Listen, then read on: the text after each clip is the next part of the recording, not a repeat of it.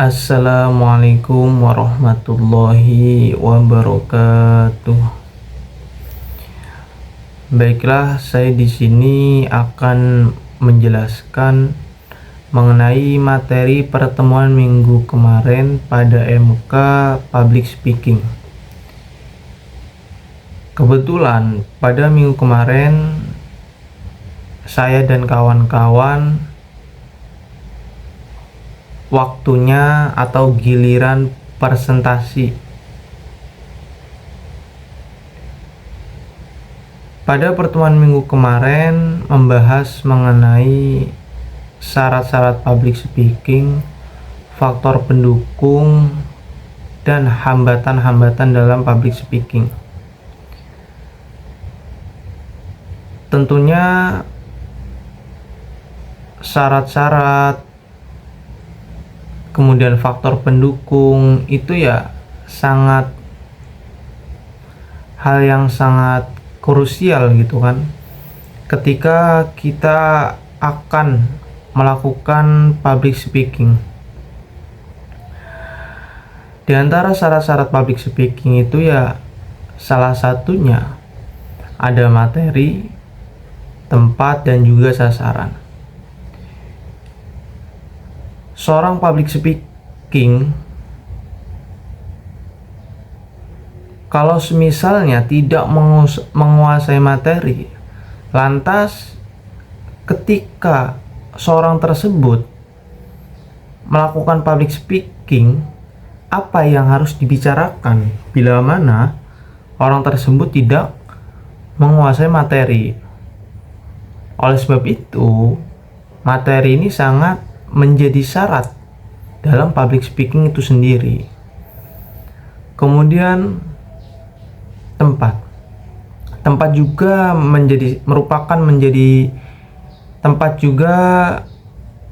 menjadi syarat public speaking, karena ketika kita akan melakukan public speaking, tentunya kita ini ya membutuhkan tempat yang sangat mendukung gitu kan.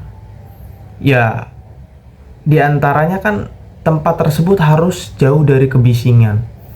Apabila tempat tersebut banyak kebisingan gitu kan, maka audiens ini akan terganggu, akan tidak fokus ketika ada seseorang yang berbicara di depan. Tentunya ketika audiens tersebut tidak fokus, materi-materi yang disampaikan oleh public speaker itu tidak akan masuk ke dalam otak atau pikiran audiens tersebut, karena ada lain hal, yaitu tempat itu kan terdapat kebisingan yang sangat mengganggu fokus para audiens. Oleh sebab itu, tempat ini juga merupakan syarat dari public speaking. Tidak hanya itu ya, tentunya tempatnya juga harus tidak gerah lah gitu kan.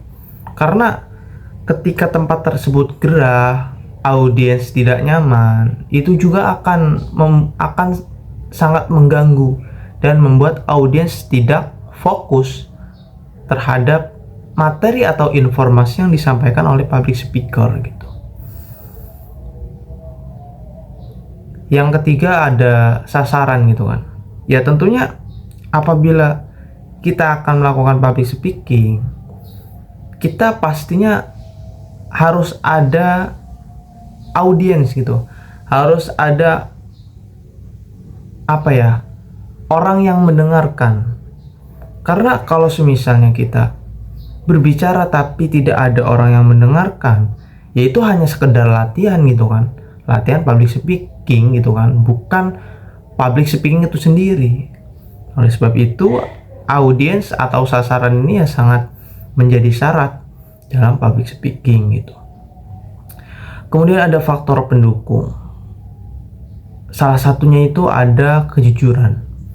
Tentunya seorang public speaker itu ya kepribadiannya, wataknya memang harus jujur gitu kan, harus menunjukkan kewibawaan.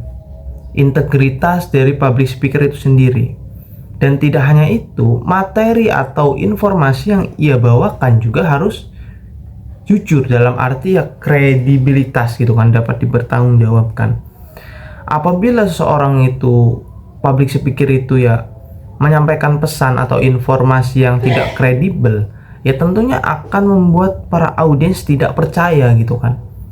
Apabila public speaker itu membawa pesan-pesan atau informasi hoax gitu kan, ya tentunya itu sangat sangat menciderai gitu kan, atau melanggar etik gitu kan dari public speaking itu sendiri.